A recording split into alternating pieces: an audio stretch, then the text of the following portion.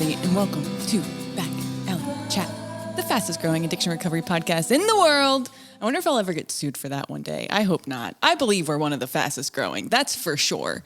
Welcome everyone to the 21st episode. 21. Oh, we are barely legal, or I guess, yeah, we're barely legal. Huh? Doing so good. So today I have a exciting episode. It's going to be a solo. So kind of what I'm thinking right now is like every month I hope to have one solo episode, one episode that's like an inspirational story, one that like I bring in somebody who maybe I have an opposing view with, or just like an expert in a field where we can have discussions, and then, you know, a fun episode. So right now we're on the solo, okay? And of course we have to thank our forever amazing sponsor, Quick Intel. Crypto investors every single day lose their hard-earned money to scammers because they don't know how or what to look for in a contract's code to protect themselves. Quick Intel has a solution. They have created a hub of AI crypto safety and security tools to help you reveal and easily understand the risks of a project before you invest. No more investing blindly and hoping for the best. Become a confident crypto trader and protect your hard-earned money from scammers with Quick Intel. You can now download Quick Intel from the App Store on your iOS or Android phone. So if you are even getting into crypto and want to learn more about it, they have so many amazing blogs and all that good stuff. So definitely check them out. Thank you so much, Quick Intel. We love you. So I watched Painkiller over the weekend. Last weekend I watched it. And, oh God. And I watched it because one of my Instagram friends was like, hey, did you see it yet? And I was like, no, because it makes me so angry. These shows make me so angry to watch. So I gotta build up the courage to sit there for hours and watch this shit show unfold again. Now I watched Dopesick on Hulu. Amazing. This was super similar to Dopesick. I thought Dopesick was better, also sadder. Like literally, I teared up multiple times watching Dopesick.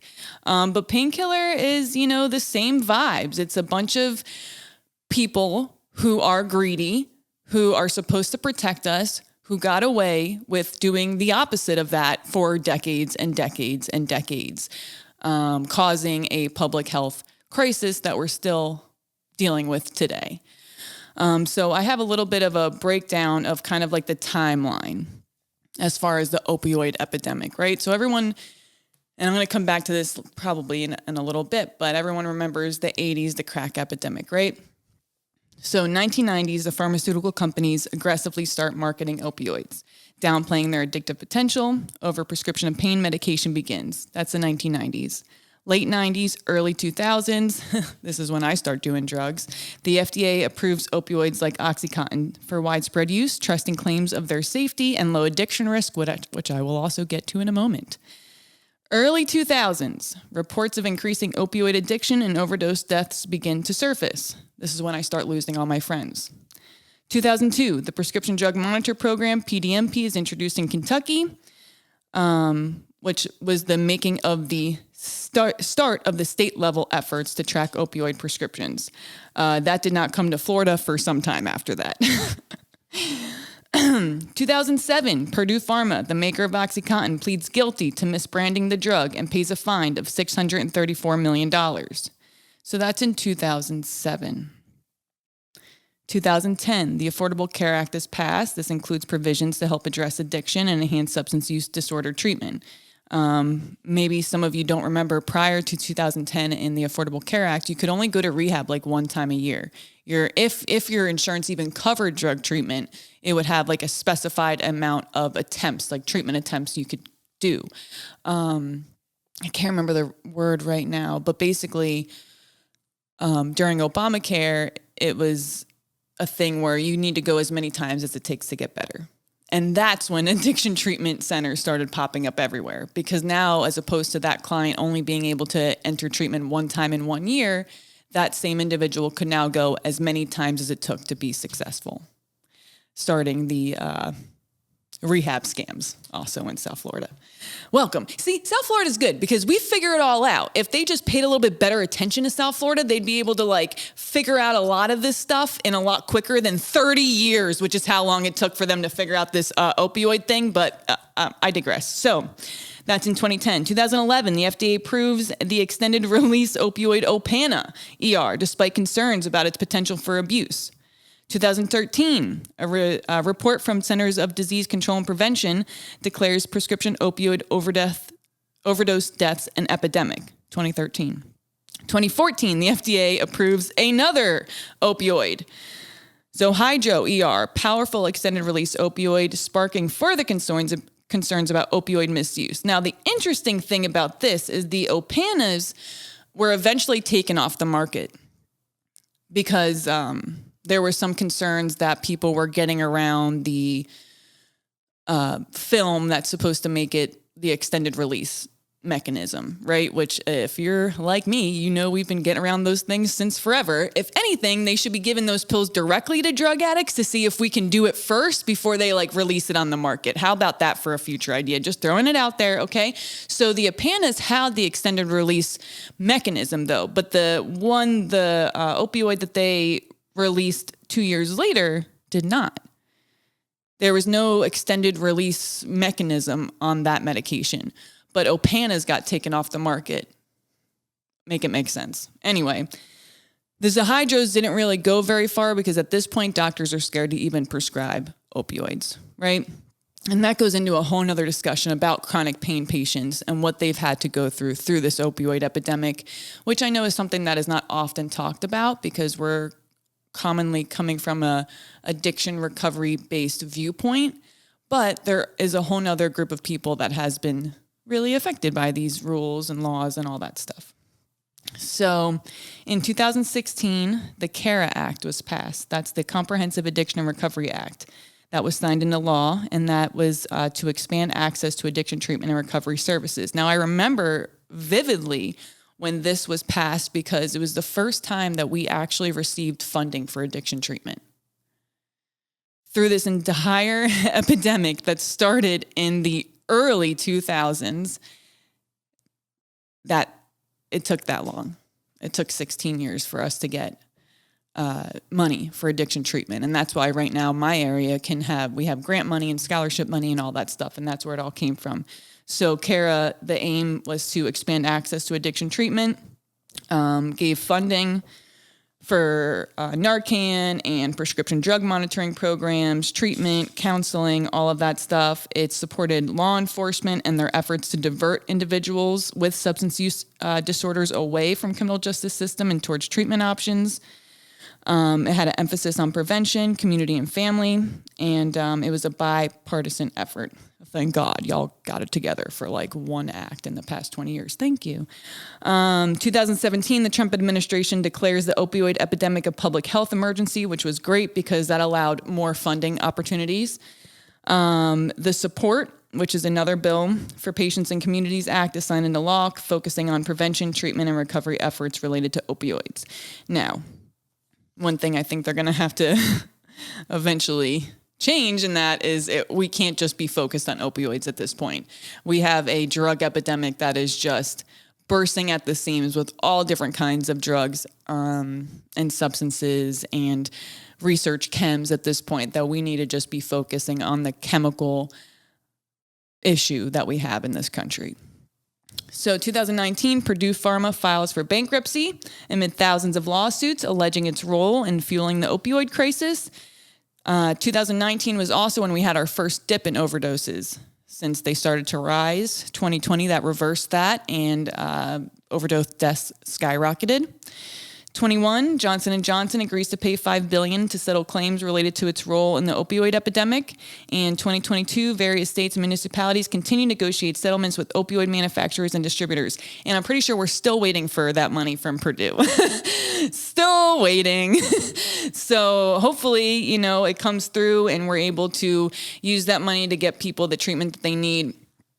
It's interesting. In my last episode, I had Flint Anderson on, and we had a really great conversation about the effectiveness of long-term treatment and how some all insurance carriers are willing to pay for an individual to enter drug treatment 20 times in 1 year for 30 days. You go to 30 days, you get out, you relapse, you go back. You get out, you relapse, you go back. You get out, you relapse, you go back. But what they will not approve is for that same individual to stay in treatment for 90 days to 6 months.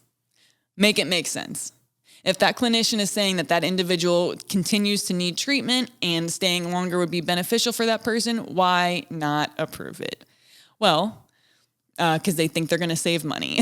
But I don't think that's how it works, because once that person's exited, they have to go back through detox again, back through res, PHP, IOP, the whole vibes there. So, and the reason I bring these things up is because I think it's important for individuals who might not work in my industry to understand how things work. So when people ask, well, what can we do to make it better? You guys have some suggestions on what can we do to make it better? Well, we could offer more long-term treatment opportunities to people.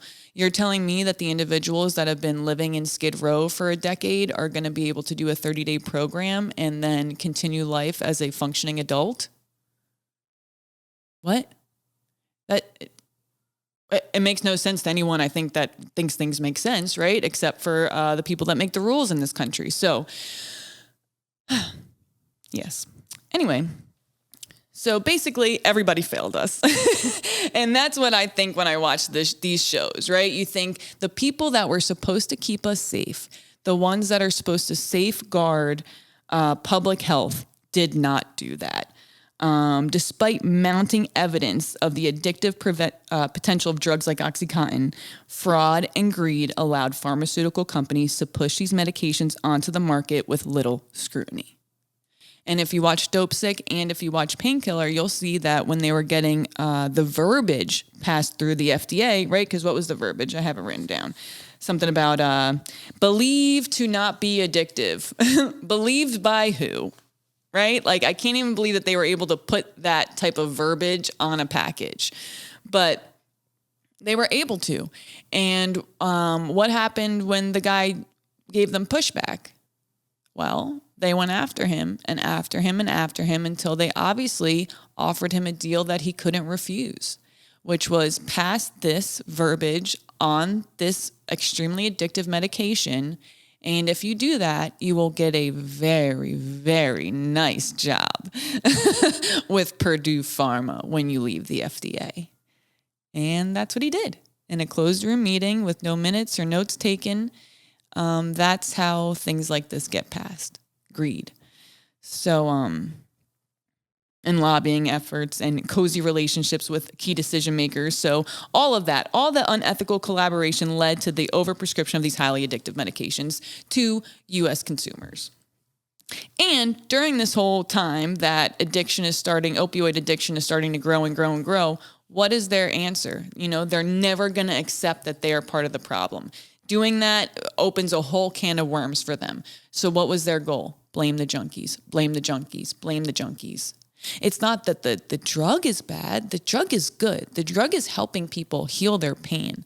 The problem is these opioid addicts who will do anything to get high. They're the problem. They're where we need to, expend some resources to arrest them and to get them off of our streets because they're making everything dangerous. It's not the drug.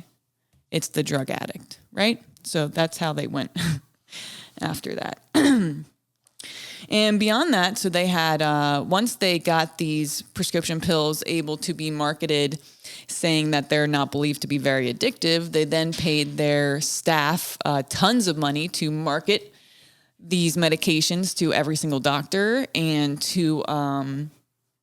then they also gave the doctors medical misinformation, which was spread by these healthcare companies that assured them that opioids were safe and non-addictive. Now, I don't buy this for a second, okay? If you went to medical school, you should know well enough that anything that has hydrocodone or any kind of opioid-like consistency to it is going to be addictive. So I don't even believe that the doctors believed that it was less addictive. Maybe some of them did, sure, but I believe there was enough of them who understood that it was addictive. And then how long do you see those patients month after month? And see their lives probably in the beginning get better, but then eventually not, right? And both Dope Sick and Painkiller, you see that with the subjects in the shows. In the beginning, they feel better. Their pain has gone away. They feel like they can live life again. And then something changes to where they're dependent on this medication. Without it, they're sick. It's not lasting as long as it's supposed to. And and now they're addicted. And then what happens, right? And then the government goes, okay, well, we've gotten you all addicted to these pills. We're going to make them, we're going to cut it all out now. Okay. You're all on opiates. We have millions of people doing opiates. So where I grew up here in South Florida, we had a pill mill epidemic. Okay. Down here. It was unreal. And when I watched American Pain, honestly, it didn't make me angry. It really didn't. And maybe that's terrible for me to say, but the guys like the George brothers, for instance, who American Pain is about, who ran these pain clinics. I mean, these were the kids that I grew up with. We let a bunch of felons run pain clinics. Whose fault's that? Not the felon. I don't know. Maybe obviously I have a soft spot in my heart for, idiots because I am one. But, they allowed these pain clinics to pop up on every single corner in Broward and Palm Beach counties. I mean, there were pain clinics everywhere. I lived right next to one, Pain Be Gone, with a little bumblebee.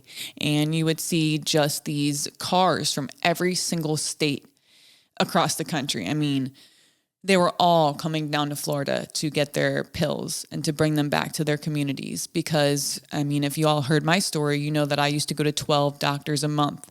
So 12 doctors a month would prescribe me 240 Oxy 80s, 180 Roxycodone 30s, right? 12 doctors separately prescribing me that. And that's because we didn't have the monitoring system. So as long as I went to Walgreens, CVS, a mom and pop, Publix, Winn-Dixie, as long as I spread them out 30 days, they had no idea I was getting this many prescriptions.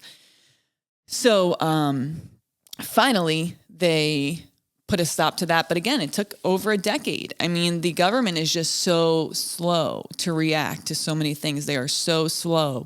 And that goes back to the importance of so many frontline workers like myself and other outreach workers, police department, those of us that are on the streets that actually sees what's going on.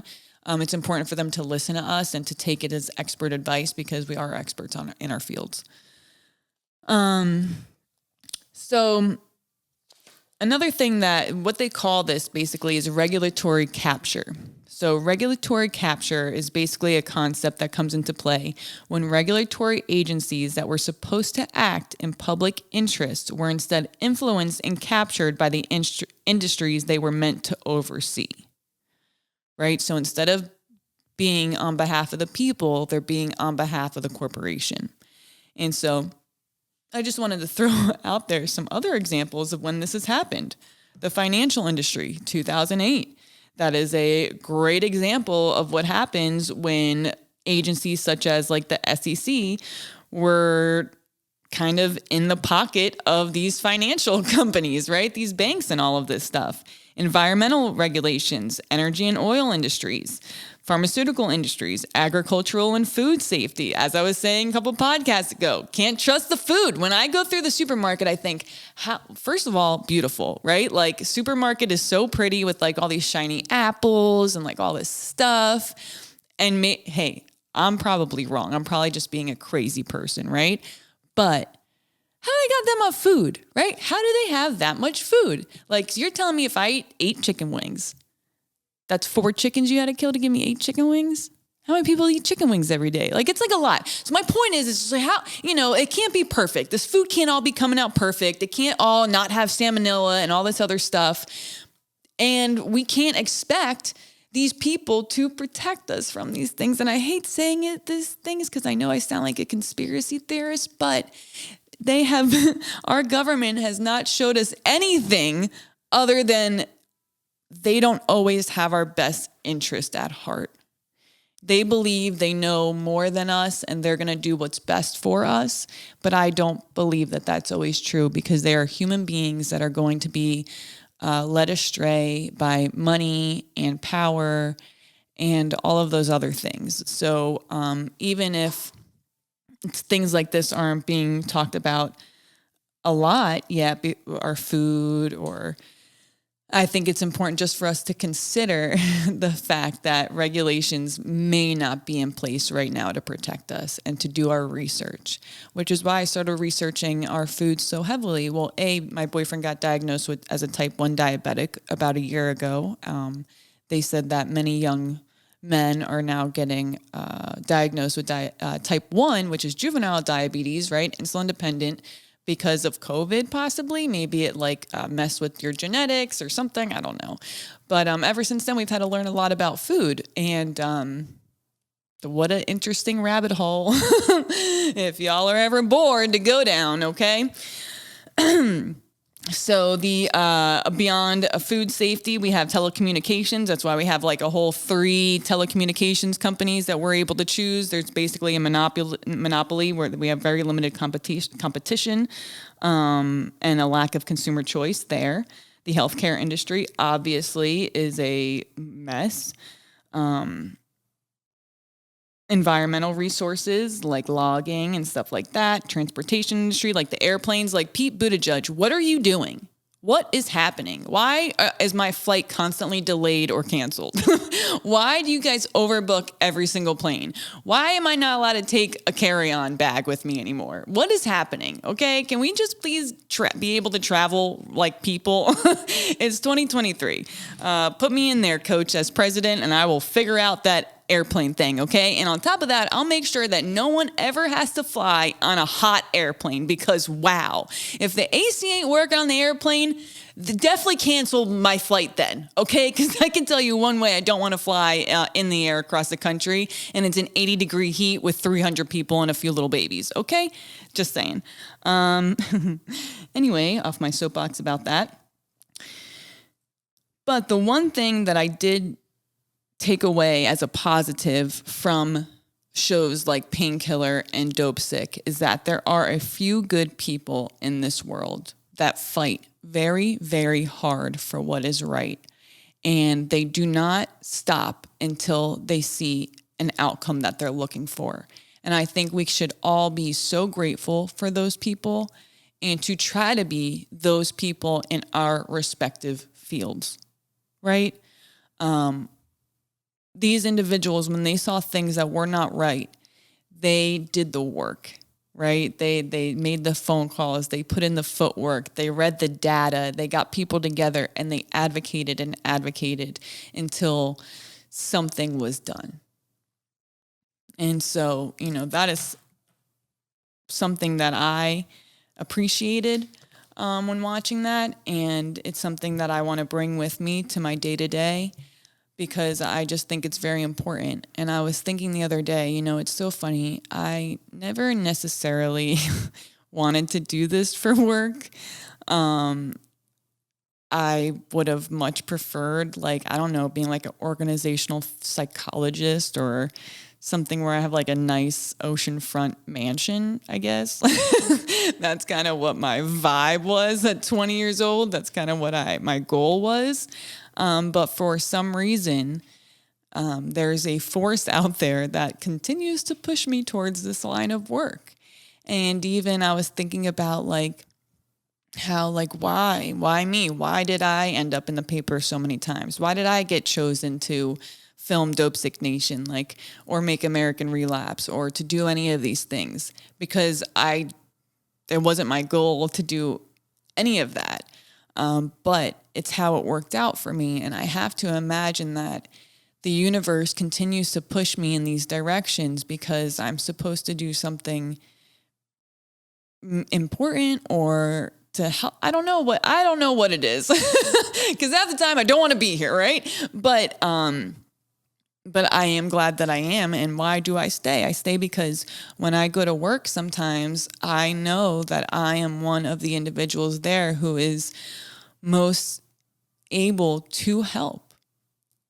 And it feels not good to know that you have this ability to help so many people, but you don't.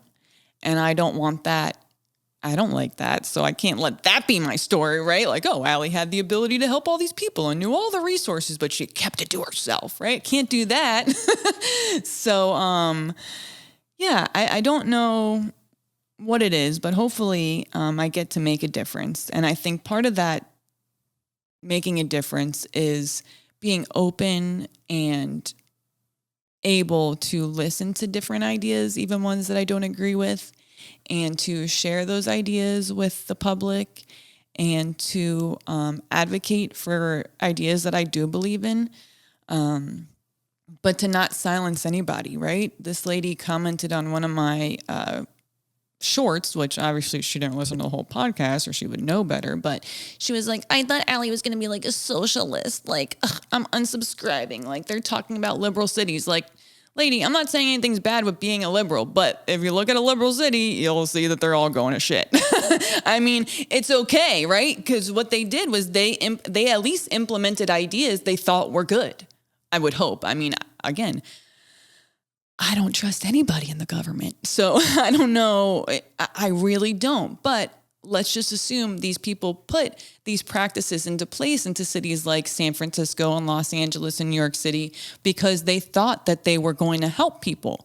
Fantastic. You did it. We watched it. Let's just call it a pilot program and let's just say it's not working great. Okay? What's the next thing that we can do? Let's try something else. And it's all about that. It's okay to be wrong as long as we're trying to do things. I don't even think that that's like a problem. But to be wrong and be unwilling to change your ideas because of some weird like political affiliation, like we have to get away from that. We have to get away from that. We have to be able, especially for something as serious as mental health and addiction, trauma, poverty, homelessness, for these serious social issues. I mean, you think I'm right? What, you think I want to spend more money in Ukraine than I want to spend on my friends who live outside? No, bitch. The fuck? What? I don't even understand people who think that I would even think that way, right? Of course I want to help our people. Those are my people. And I think they should be treated a lot better than they're treated. And I think we could spend a lot of that money we're spending in Ukraine right here at home to help these people. But yeah, I think it's going to be a very interesting time. And it's going to be a time where I think it will be very valuable to listen to other people and their ideas and their opinions and what they're seeing in their neighborhoods, and especially the people who work on the front line of this epidemic, because they see the trends before they happen on a larger level. Savage Sisters. If you guys have never heard of Savage Sisters, they are a awesome nonprofit organization that spends their time in Kensington. They have a storefront in Kensington and they do outreach there every single day. They have what they call like a compassionate, I can't remember what they call it, compassionate wake up or something. But basically it's like when somebody's overdosing, they even have new protocols that they've put into place to wake them up in a way that is more compassionate. Instead of like hitting them with 7 doses of Narcan, maybe they'll use 1, they'll take out the oxygen machine. So it's just kind of interesting. This grassroots and on the street organization has also come up with protocol for treating xylazine or trank addiction. How to detox individuals, how to make them comfortable in detox. That's something that this organization came up with. And how are they able to come up with that? Because they are on the street, on the front lines, dealing with this epidemic head on. They're not sitting in an office somewhere, reading reports and looking at data. No, they see what's really going on. And so far, they have come out with the most important educational material on trank and xylazine. And that organization is going to be the organization that helps the rest of this country handle that when trank ends up in their city. They're going to be reaching out to Savage Sisters, not the CDC, not the president, not some large organization, whatever. They're going to be reaching out to Savage Sisters. So that's my little rant on that. Let's see here. And I did want to say that, again, like I said earlier, the pain patients that are being affected. There's this one lady on TikTok who I might ask her if she'd like to come on, because she's a real big advocate for pain patients and them being able to access their medication, which I do think is important.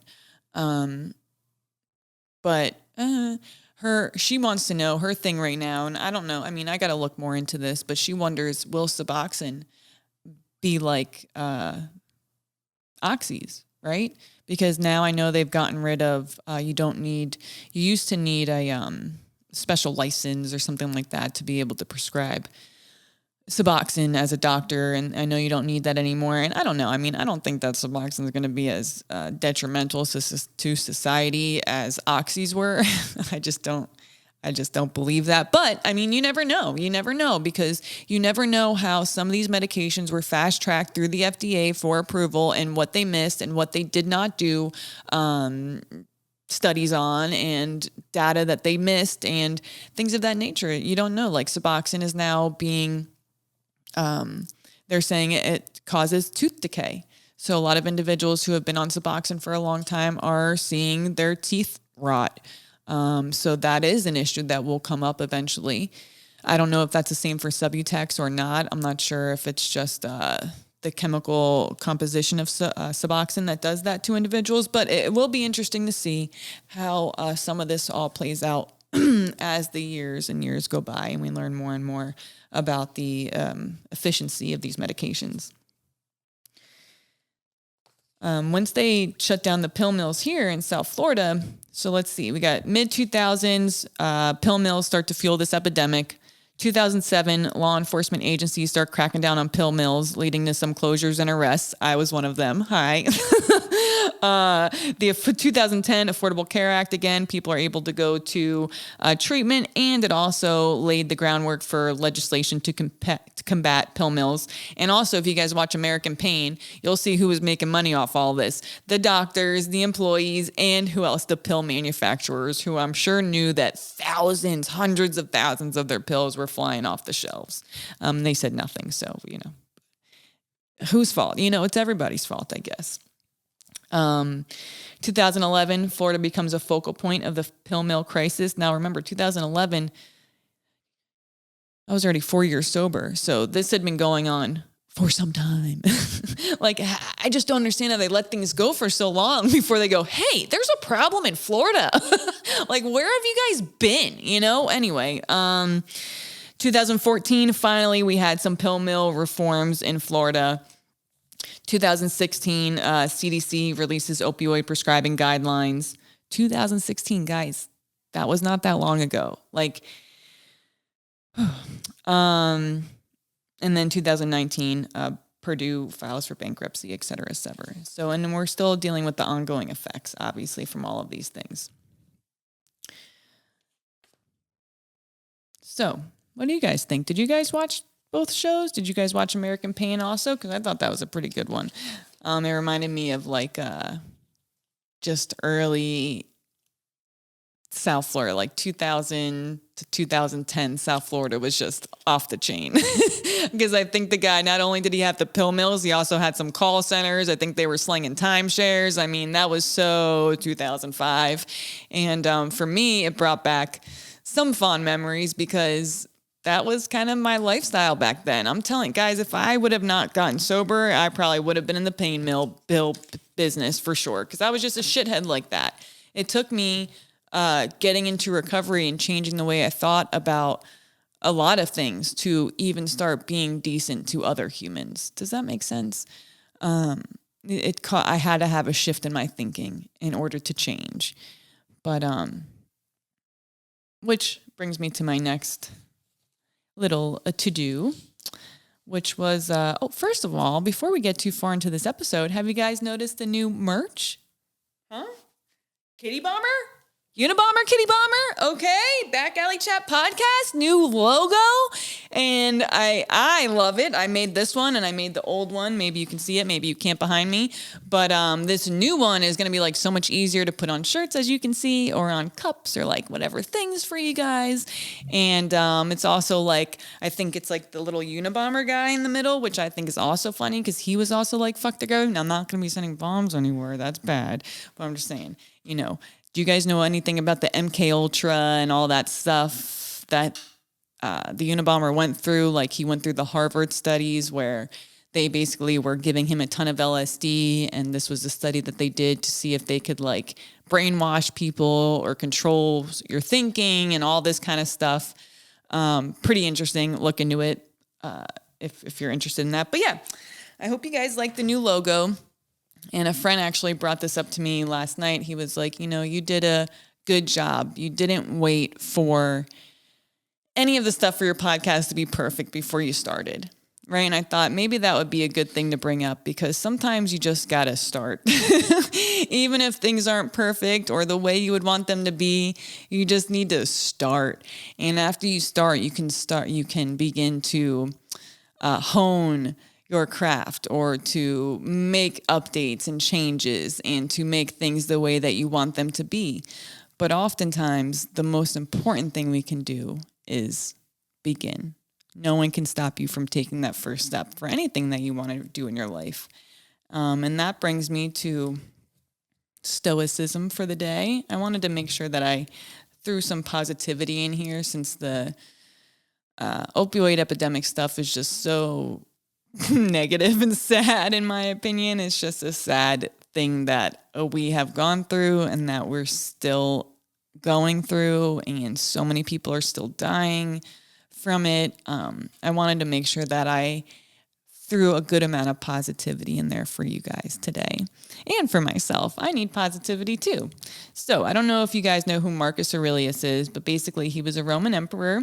He was a philosopher, and he is the author of a collection of personal reflections. I'm not sure if they were ever really meant to be seen by everybody, but after he passed, they were found, and right now they're known as the Meditations.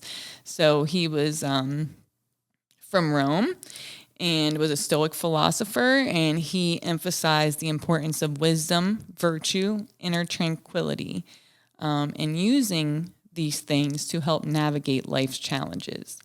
His writings offer amazing insights into self-discipline and resilience, and the pursuit of a meaningful existence, which is kind of what I was talking about earlier, which is like, why am I here? Why am I doing any of this? I don't know. But it's obviously because it's a meaning, right? There's some sort of meaning there. So one of the big things that Marcus Aurelius does is when he wakes up in the morning. It's a very important time of his day. You guys, we got to get up. We can't stay there all day. Oh, but the bed is so warm. But are you meant to be warm? Is that what it's meant to be human? To stay in your bed all day in a warm little cocoon? No, we must get up. We must get to work. So as he says, when you have trouble getting out of bed, tell yourself, I have to go to work. As a human being, what do I have to complain of? If I'm going to do what I was born for, the things I was brought into the world to do, or is this what I was created for, to huddle under the blankets and stay warm? Even thousands of years ago, Marcus Aurelius struggled to get out of bed. He had to remind himself that it was better to get up than to stay under the covers where it's warm. Don't you see the plants, birds, ants, spiders, and bees going about their individual tasks? He continued. They're putting the world in order as best they can, and you're not willing to do your job as a human being? Even someone as so wise and disciplined as Marcus Aurelius still needed to remind himself to leave the comfort of his bed, which is me every morning, okay? Every morning I have to be like, Allie, you got to get out of bed. You have things to do. You have a purpose today. You have people that are relying on you to show up, right? Beyond the encouragement to wake up and start the day, Marcus made a profound argument as he points out everything in nature is working, doing what it was born to do to keep the world turning. Marcus purposefully shames himself by asking the question, is this what you were created for? And I think that's an important question to ask ourselves throughout the day. Is this what you were created for? So despite his admitted struggles to get out of his warm, comfortable bed, Marcus Aurelius seemed to have done his journaling first thing in the morning. From what we can gather, he would jot down notes about what he was likely to face in the day. He talked about how frustrating people might be and how to forgive them. He talked about the temptations he would experience and how to resist them. He humbled himself by remembering how small we are in the grand scheme of things, and journaled on not letting the immense power he could wield corrupt him. Marcus utilized journaling as a way to audit his behavior. As he puts in the quote above, he needed to find a way to train and discipline his character, as do we. And this reminded me of 10, 11, and 12 in the 12 steps. If you guys do work 12 steps, you know that every day you are supposed to reflect upon your day. What did we do better? Who did we hurt? Did we lie? Were we dishonest? Where could we be better? That's something we're supposed to do every day. Granted, I've been slacking on that for some time now. But, what I do every day is every morning I write my to-do list. And so on top of that, I think it would be, I imagine 3 things that I'm grateful for when I'm brushing my teeth every morning, which I've said before. But I think it'd be better to write them down, or just to write any thought I'm having in the morning down. And so I'm going to work on that. Maybe you guys do too. Maybe you don't. Either way, I love you. So do what you got to do. Prepare, but we have to prepare for the day ahead. When you wake up in the morning, tell yourself, the people I deal with today will be meddling, ungrateful, arrogant, dishonest, jealous, and surely. So, and I love this, right? Because he's not saying this because he's pessimistic. It's because he is an eternal optimist. And it is no matter how bad an individual is towards me today, no matter how ungrateful or rude they are, I am prepared for it. I'm prepared to take on the challenge of that. And I'm prepared to continue to moving forward, even though I'm encountering these difficult people or these difficult situations, right? So the quote, people believe it, like I said, they look at it with a pessimistic lens. But when Marcus writes this description of people, he's talking about our negative visualization, the ability to anticipate the worst so that we can adequately prepare ourselves for the challenges that lie ahead. One can only imagine how difficult it was for Marcus, a man of temperance and discipline, to put up with the slimy politicians and pompous noblemen, a men of temperate, who he encountered on a daily basis. By mentally preparing himself for the people he might encounter, Marcus was ready to handle anyone, no matter how difficult or abrasive they may be. And for me, that's something very important, because even though the individuals I deal with on a daily basis don't mean to always be so difficult, they are going through a traumatic experience a lot of the time. And so they are going to be crying uncontrollably, or cursing everybody out, or breaking things, or being threatening, right? This stuff kind of happens to me at work every single day. We deal with a wide array of people, and that's not just the individuals who are having struggles with substance use disorders, mental health, or homelessness. These are also residents of the city, people who work for state and local government that can be difficult to deal with. And so it's important to remember that even though people are going to be difficult to deal with, that is our job. And that we can get through anything, with a virtue and smile to get towards the end of the day. I love this little piece of advice from Marcus Aurelius, which is tackle the most important task first. Concentrate every minute like a Roman, like a man, on doing what's in front of you with precise and genuine seriousness, tenderly, willingly, with justice, and on freeing yourself from all other distractions. Yes, you can. If you do everything as if it were the last thing you were doing in your life, and stop being aimless, stop letting your emotions override what your mind tells you, stop being hypocritical, self-centered, irritable. Putting off our responsibilities is easy. Complaining is easy. Both are as natural as breathing. But what good has ever done for anyone in the long run? Sure, shaking your fist at the sky and venting your frustrations can feel liberating in the moment, but has it ever changed your circumstances for the better? Has it ever solved your problems? Has it ever made you happier? Has procrastinating ever made your life less stressful and more efficient? We're willing to bet the answer is no. That is why we must follow Marcus's example and tackle our most important tasks first. If we can win that battle first, the rest of the day will be a breeze. Fantastic advice. It is the first thing I do when I get to work is I do the one thing I don't want to do first. And the best thing is I don't got to worry about doing the thing I didn't want to do ever again because it's done. No longer am I considering this aggravating task that I don't want to do because it's already completed and out of my way, and it takes zero mental work for me to even consider it ever again. And my last piece of advice from Marcus Aurelius, which is, I think, something we probably think about all the time, but maybe not as often as we should. And it's to remember that you will die. We're all going to die. You can leave this life right now. Let that determine what you do and say and think.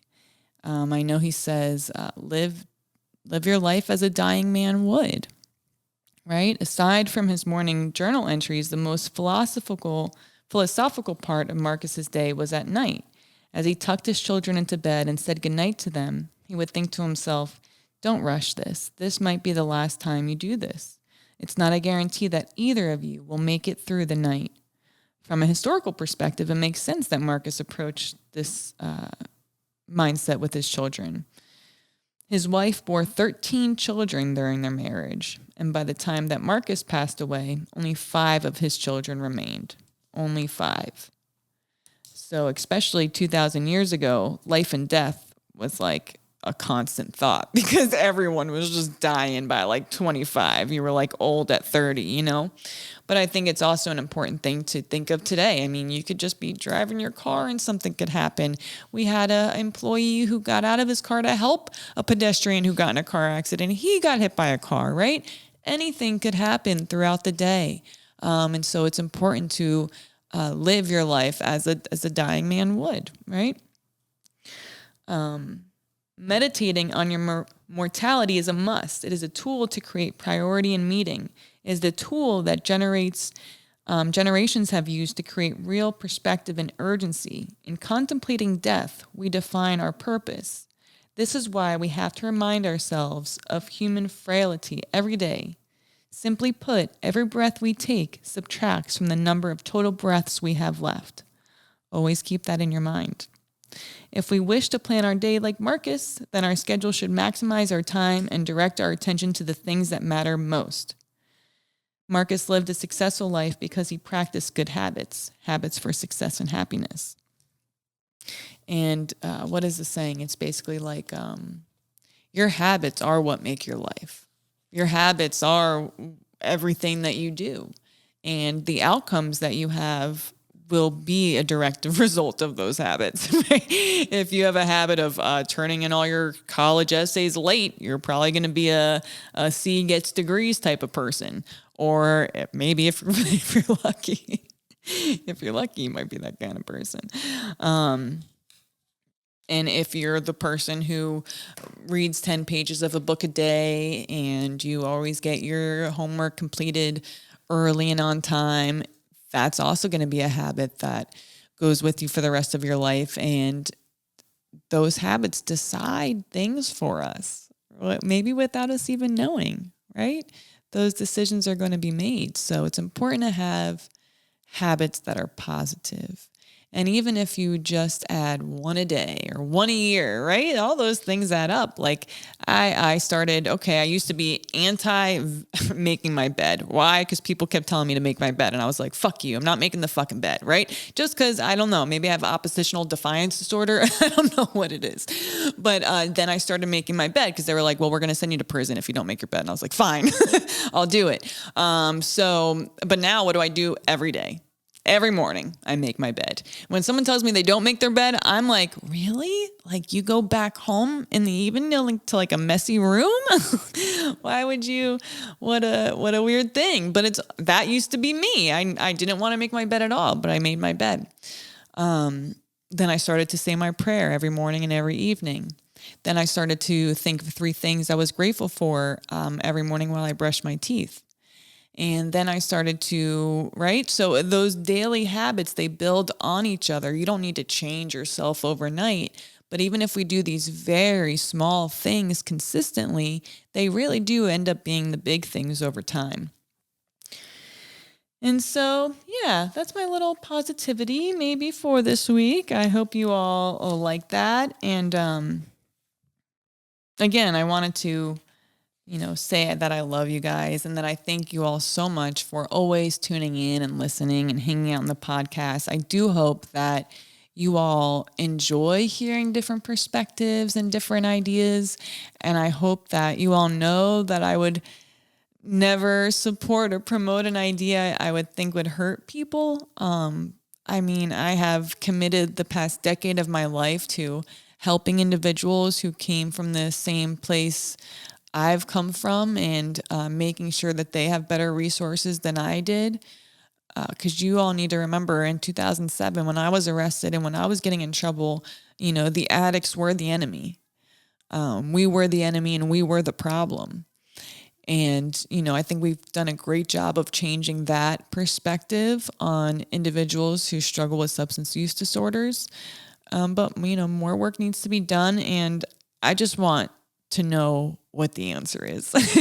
And I'm convinced the only way we'll ever get there is if we're willing to listen to each other, willing to hear people out that come from different perspectives. Like even the lady with the pain medication stuff. Like, you know what? We need to know what they want. We need to know what pain patients want because they should be thought of as well. And if we were to do comprehensive plans like that, then there wouldn't be so many fucking issues after they implement them, right? We have so many issues because a lot of this data is never taken into account. A lot of these people are never spoken to. A lot of these ideas are never heard. And so all I want to do is change that. And I want everyone to be able to express ideas. And then, hey, we the people, if we like the idea, hey, let's try it. I mean, what's the worst that can fucking happen? There's going to be 500,000 homeless people. Oh, we're already there. Why not? What's the matter at this point? Try some new stuff. What they call it in government is a pilot program. That's what they do when they want to try something new. So let's just do a bunch of pilot programs, y'all. I think it's great. But with that being said, I love you all so much. I hope you're all having a great week. And let me know what you thought about those documentaries if you watched them down in the comments below. Let me know if you liked any of that Marcus Aurelius and his plans for his suggestions for a life that has meaning. And I love you all so, so very much. Oh, I heard there was a earthquake in Ojai, by the way, which made me think of my friends from Narconon over there. If you guys don't know a lot about Narconon, it's actually a drug treatment facility that is, I don't know if it's based on Scientology, but they had flown me out there in 2020. Beautiful. Okay, very nice. And I thought the treatment was actually really cool. So Fabian, the guy who owns that facility, is actually somebody that I wanted to have come on here. But yes, I hope everyone out in California is okay with their little tropical storm and their their earthquakes. God is not, I don't know what you guys did over there, but he's not happy with you guys. But no, seriously, I kind of hope that we get a little hurricane here because Florida needs some people to move out. We are wildly overpopulated right now. I will do anything for about 100,000 people to leave so rent can go below $3,000. But anyway, that's all I have for you guys today. I love you all so much. Hope you enjoyed this episode, and I will see you guys next week. Bye.